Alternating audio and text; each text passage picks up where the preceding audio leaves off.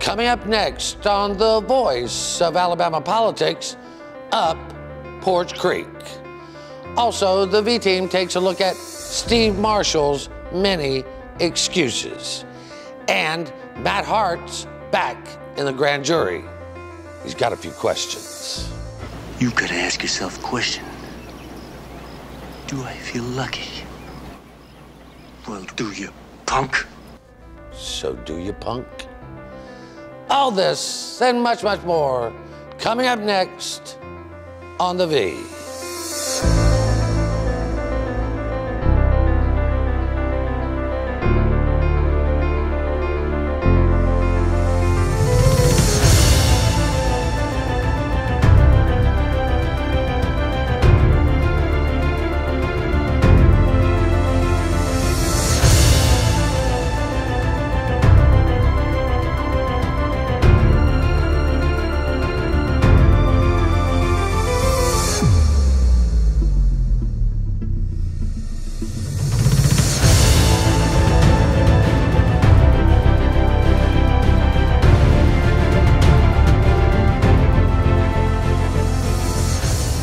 Welcome to the voice of Alabama politics, where we tackle the tough issues so you have the hard facts.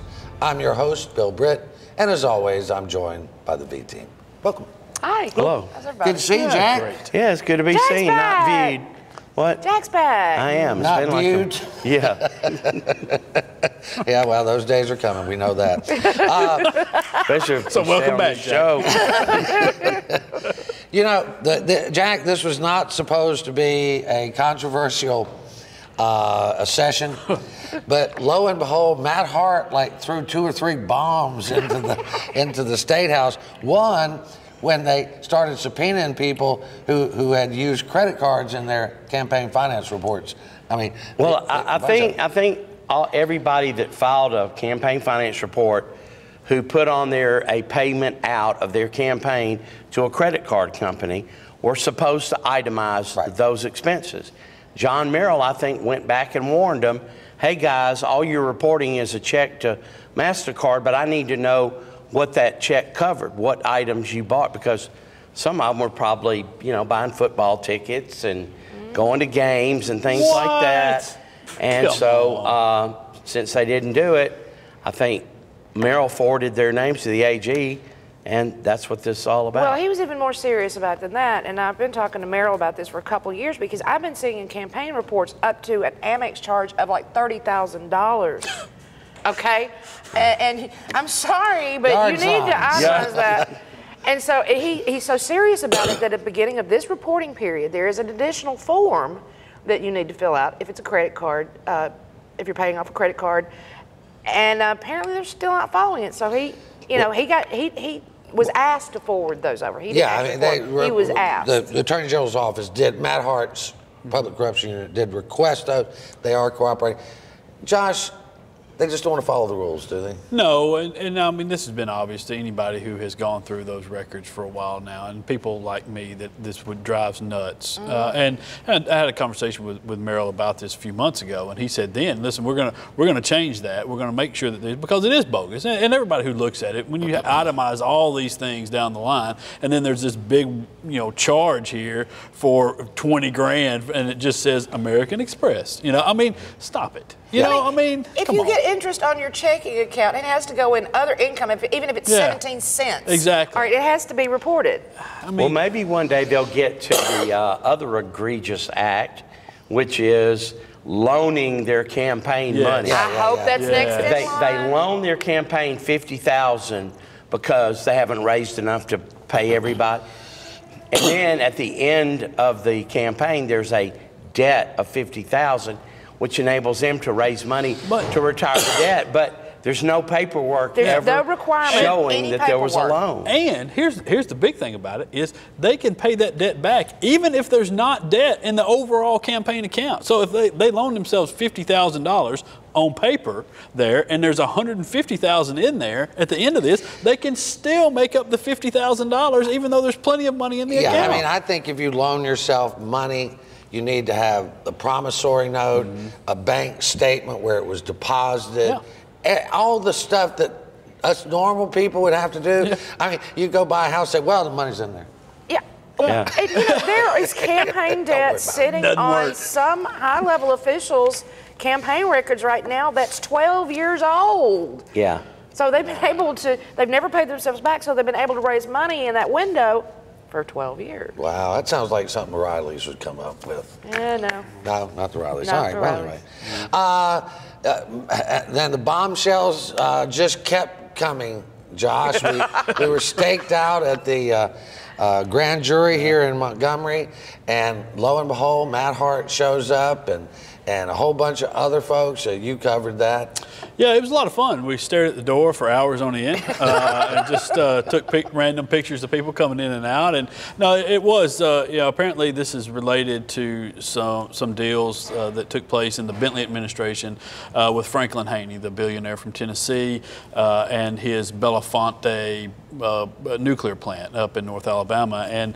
And so, I don't know how far along in this they are.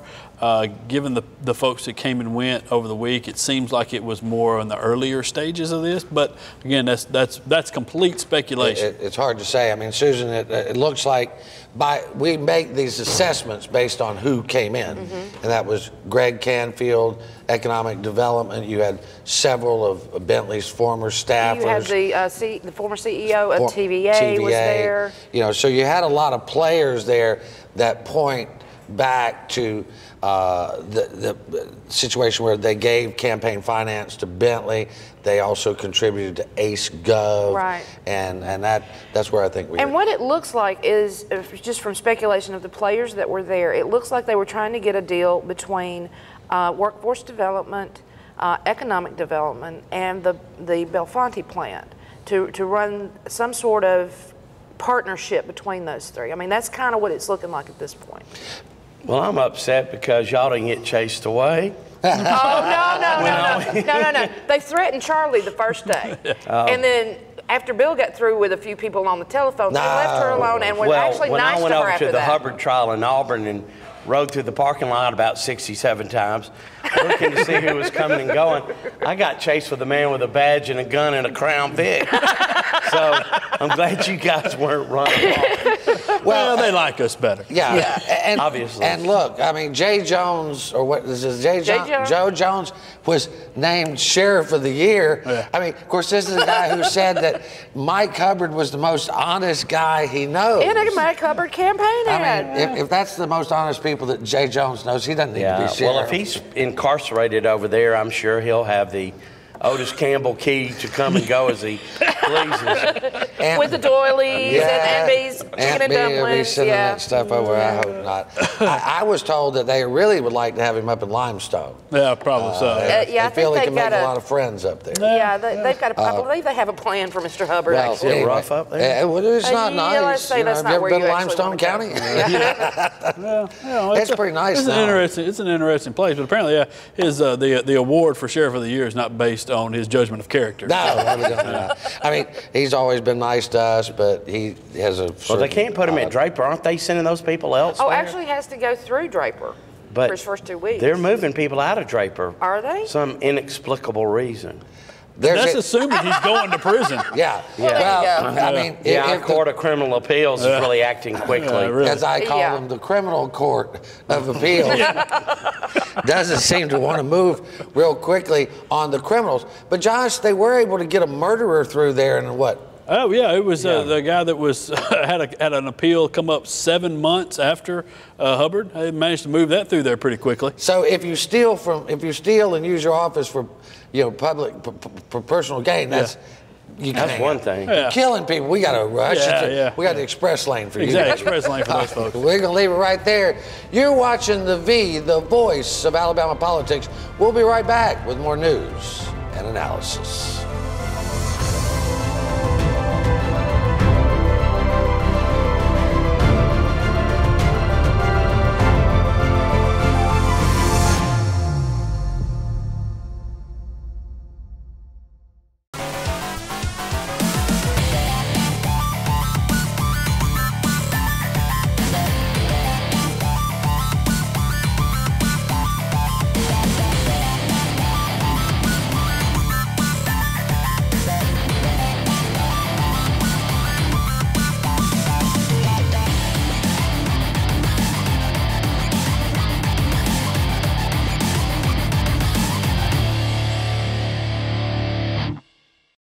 Improving our education system here in Alabama has always been a challenge, but it's one worth tackling. Providing our students the opportunity and resources they need to become future leaders is one of the most important tasks ahead in Montgomery in the coming years. That's why I was proud to work with my colleagues in the governor's office to pass an ambitious but responsible state budget that helps our kids put their best foot forward. And we invested an extra $13 million in the Alabama Pre-K program, the best in the country. I'm State Senator Tom Whiteley. We've got a lot of work ahead of us right here at home, and that's why I'm running for re-election.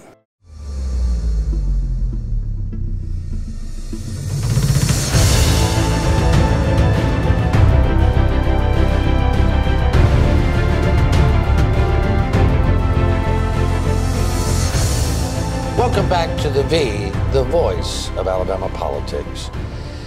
Josh, we've been writing about Steve Marshall and how he failed to prosecute an assistant district attorney in Marshall County when he was district attorney there for sexually assaulting a woman. There was no doubt in the judge's mind that he had sexually assaulted her, but they got by on a technicality.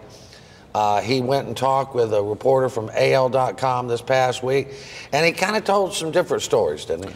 Yeah, it was an interesting kind of excuse fest that he went through there.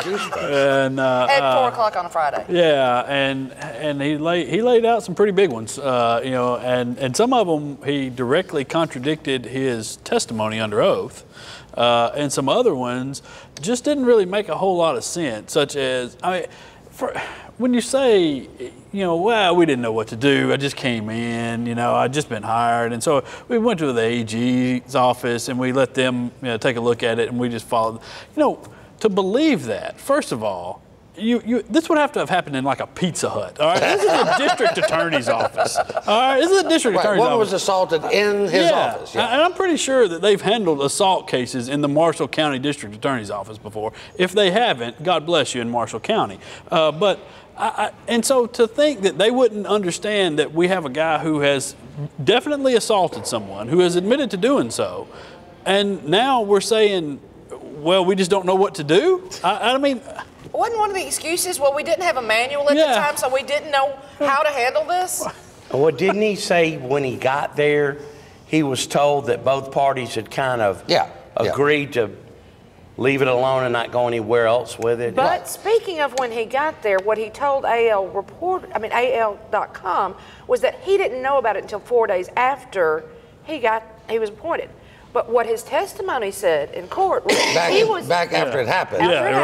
Was that he knew he was called and warned about it before he ever accepted the position. And one of the curious things, Jack, is they asked him specifically, did he want to take the appointment knowing what had happened? Yeah. But we don't know we don't know that he said that himself. That's his testimony. And mind you, their way of taking care of it was telling the both of them not to be in the same room together again. Obviously they weren't satisfied. She took them to court. Yeah. And she had a whole long list of things that she did trying to contact Marshall to tell her about the problems that they had. And phone calls, emails, repeated. Yeah. I mean, it just doesn't, none of that makes any sense. And if you want to, look, you can't say, well, we thought it was okay. He assaulted a person in the office. If we're just talking about, if you just take the sexual nature of this out of there, and you're talking about two guys, you've got to do something about the assault part of it, if nothing else. Yes. Exactly. Well, and then the sad part is, because she was a single young woman, he was an establishment guy, they didn't care. Steve Marshall didn't care about that guy. Not one. About the woman. He didn't care about the woman. Didn't care about the woman but at all. The gentleman went on to become a municipal judge after that. Well, and she still works there. 20 years, almost 20 years later. Jack, I know you like this deal. The Senate is has put forward a resolution, or is putting forward a resolution to commit a felony. That wouldn't surprise me. Yeah, it really wouldn't. To put a commission together to reform and clarify the ethics laws. And on this commission will probably be legislators, am I correct? Well, it's going to have some representation. I'm sure there'll be lots of lobbyists. And of course, now, what we need is an ethics commission that actually prosecutes people or recommends people for prosecution. Instead of waving the white flag saying, oh yeah, we reviewed this contract you got and it looks good to us. There's nothing wrong with this. There are a bunch of deadgum homers for these people. We need an ethics commission that has teeth and is willing to use them. You mean when John Merrill brought up some big PACs hadn't actually filed on time, and the Ethics Commission went, "Oh, they just messed up. It's okay." Well, I mean, and that's clerical error. That is absolutely correct. What this is, though, is they want to rewrite the laws. They want to have maybe like 17 lobbyists and a couple of lawmakers rewrite the laws. Josh, how can this go wrong? Well, everybody knows what they're doing here, and it's the same with a lot of this other stuff. The idea that we have an ethics commission is kind of ridiculous to begin with, because it's not working in tandem with the AG's office. And what we probably should do is put it with the AG's office and just let the AG's office have some oversight of it, because the way it is now, it's basically serving as a buffer between those guys over there at the State House and the AG's office when they start to go through these public corruption cases, because they keep running to the Ethics Commission and saying, "Hey, this thing that I did, is it okay?" And well, you're wearing a suit, of course it is. Yeah. So, and that's what we continue to get out of this. Well, I think too, Bill, and one of the biggest things is they want to revise what a principle means. Right. I mean, that's been in ever since, the Hubbard trial. They want to, they want to define what it is. There's a bill coming supposedly from Senator Tripp Pittman, Representative Richie Wingo. So it's going to be smart. Well, anyway, where they want it, Susan, we only got about a minute. They want private ethics opinions to have immunity. Yeah, they want, right now, private ethics, if you get an opinion from the ethics committee and it's private, then it doesn't hold water in a court of law. If it's public, then it does hold water. But now they're wanting to go back and say, oh, but the secret ones, they need to have, they need to have some weight to them too, because it might hurt our contracts, with our businesses. Jack, they want to hide what business they're doing business Exactly. with. Yes. But that's so Private transparent. ethics commission, and the they will person never see the light of day. And the person who's pushing it has had a specific problem with this in the past. Right. I mean, it's just like. But they want to be transparent. Let's not forget their main mission with the ethics laws and all of this is to be transparent with a secret opinion. Yeah, well, right. yeah. Okay. And why is Tripp worried? He's on his way out. Well, there's that revolving door, and he's got friends. I mean, come on now. All right, we're going to have to leave it right there. You're watching The V, where we tell it like it is, not like they want to hear it. We'll be right back.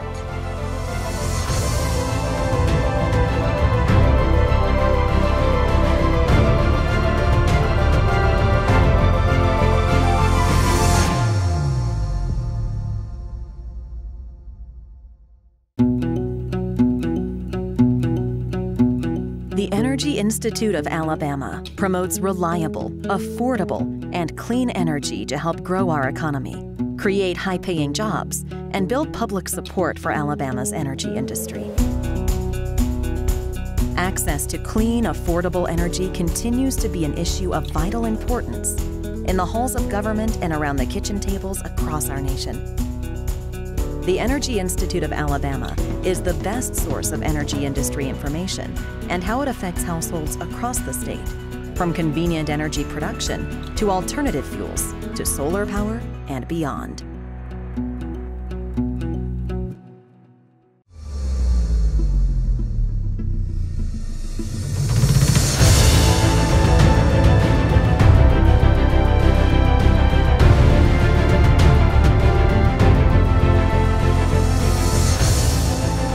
Welcome back to The V, the voice of Alabama politics.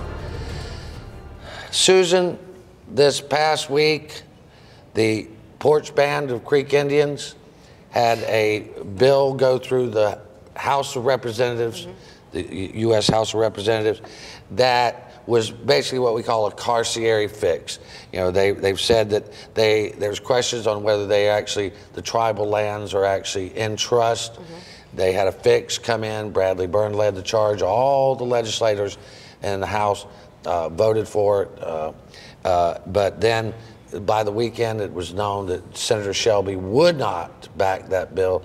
This leaves the Poarch Creek once again in a precarious situation of not knowing whether they are truly legal or not. Right, and it comes from during the carcieri, I believe it's 1937. You had to have the land in trust before 1932. Which they did not. But, there's a general feeling that yes, this is tribal land. However, what it does, if this bill was to pass, it would give them total control over tribal lands, which would give no negotiating room with the state of Alabama for a compact. So basically, if this was to go through, they would just have free reign to do whatever they wanted to. Well, and I think this is something that came up, Jack, you know, with the Supreme Court when they said, well, this is not it. And they've been trying to do various fixes. One year, Martha Roby held out on them. But this year, Mo Brooks, Gary Palmer, Martha Roby, Adderholt, all of them signed off on it. And so it passed on a voice vote. Then went to the Senate. But Doug Jones and Richard Shelby have to sign off on it too. Well, what is Shelby's heartburn? I mean, I don't care one way or the other. I'm not criticizing him. I just wonder what his problem is. Well, here's the clear understanding I had from sources on Capitol Hill that Senator Shelby said this is not best for the state of Alabama. It's good for the tribe, but it's not best for the state of Alabama. It's one of those things that kind of fall into the IGRA, the gaming law stuff that takes place with the tribes, and it's a complicated sort of a mess of things. And so on the surface of it, it doesn't look like it's all that much, really. You're basically saying, well, we're going to go ahead and recognize the Poarch Creek as a federally recognized tribe here in the state of Alabama, and you know, in which they were up until this Carcieri decision, and then even still in some decisions after that, they said, well, a lot of these trust lands that were in there, if they were there, you know, 8 years or more before this decision was made, well, then we're gonna go ahead and recognize them, and that's it's kind of been uniformly what the courts have done. But there have been some outliers, and it does open the tribe up for some things. You know, Brian Taylor had a lawsuit down in Escambia County trying to make them pay property taxes down there on their hotels and stuff. And so basically, what it does, though, more than anything, is take away a bargaining chip that the state has. Right. And the chip is, listen, we're gonna make sure that you're recognized here, and nobody's ever gonna come in and take that away from you if we agree to this compact here on this other side. Well, it seems like the congressional delegation would have sat down with Shelby and Jones ahead of time to say, do you have heartburn with this? Well, I think they sit down with the money instead. Obviously. You know, of course, Richard Shelby, in principle, is probably the second most powerful man in the world when he takes over as chair of appropriations of all the money. Yeah. He will be very powerful. He's done a great job for Alabama. Going to be very popular. Yeah, he's already pretty darn popular. I tell you, I like Richard Shelby more and more these days. Yeah. Well, and you know, the thing is here listen, I'm all for the Poarch Creek being recognized as a tribe. There's no I don't doubt think there's any dispute of that. But if you're the delegation from Alabama and you're looking out for what's best for the state, well, that's not what's best for the state overall. Once Susan and you and I have seen this, in 2010 they denied that they took, the Republicans denied they took money from the Poarch Creek. Now they cannot open their wallets fast enough because, and I tell you, you know, they hated Milton McGregor. But you know, they're going to the Poarch Creek for exactly the same thing. Yeah, exactly. In 2010, Milton McGregor did, give them money. Keep in mind, in 2010, Del Marsh and I forget who else went down there, got 2 checks. They went down there twice, got 2 checks, flew them to Washington, had them run through Raga and come back down. And then, but now they're just cutting the checks from the Poarch Creek straight into the legislature. They don't even go through a pack anymore. It's just like... I'm not trying to hide it anymore. No, it's just, yeah, and I don't really understand. Honest. I mean, I understand why they were so after McGregor at that time. I mean, he was their foe, and they were trying to cut off the sources the same way they did with the AEA, and it was a political game there, and they didn't care who they hurt, and they killed a guy whose legal business was up and running over there, and which was wrong all the way around. But now they see these guys, and they think they have the political cover to do it. Here's the thing: if gambling is not legal in the state of Alabama, and this is IGRA law, then it is not legal on Alabama tribal lands. Jack, we need to settle this issue once and for all, don't we? I agree. I'm kind of tired of it. Let's just get to a table somewhere, sit down, work all this out, get it all in one big Get to a table document. where there's some dice and cards. What I'm talking about. Hey, I'm not opposed to that. I'm all for it. If they would work it out, if they would work this out, they could have whatever they wanted forever. Yeah. They would have all the money. They could make, they could make anything legal they wanted. Well, and the thing is, we have gambling. It's here. Yeah. And you can try to shut down Milton McGregor and Green Track and all this stuff. And Riley orchestrated that whole thing for whatever reason. And money. Yeah, money. Well, Yeah, yeah. imagine But that. the thing is if the Poarch, and I had this said to me by tribal members, the worst thing that ever happened to them was putting Milton McGregor out of business. The state put him out until they had a monopoly and they were making billions of dollars. Now it's a great thing. Yeah. And they don't want to let anybody else play in that game. And they're buying legislators like they buy fruit. And I understand it. And in a lot of ways, I really respect it. And I think it's very ironic that they've used some of Alabama's stupidity against them.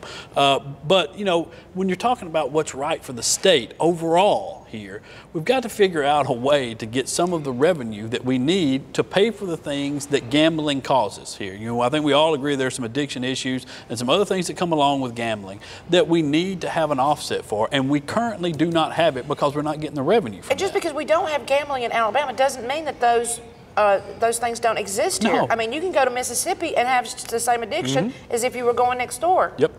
Well, Yes, I you will can. say this for the Indians. They are good community people. They are great They community spend a lot of people. money helping the communities Yes. where they're located. And if you look back and you see the carcieri and you see them closing Milton, that was them putting pressure on the Poarch Creek. What's wrong? Well, Bradley Burns sounded like that senator from Utah in Nevada in the Godfather. This week we celebrated with a shower for Josh's wife Stephanie and for our Chandler Hines. They're about to give birth. Yeah, they let me open gifts and everything. Yeah, they did. We had to wrangle the boxes out of your arms. We have one Republican and one Baby Babycrat. So that's pretty cool. And we held that event at Cahaba House, one of the best places. Oh, it's the best place, and Tara and them are just great. They were so wonderful to us. And then Jack, your friends over at Liggers Bakery did the cake, and it was scrumptious. Yeah. It was scrumptious. It was really. And beautiful. Well, beautiful. yeah, it was quite nice. Pink and blue, because we're having a boy and a girl. It was just perfect. Well, I think we're out of time. You've been watching the He just wanted everybody to see that damn watch. You've been watching the voice of Alabama politics. Smooth, You baby, watch us smooth. because we.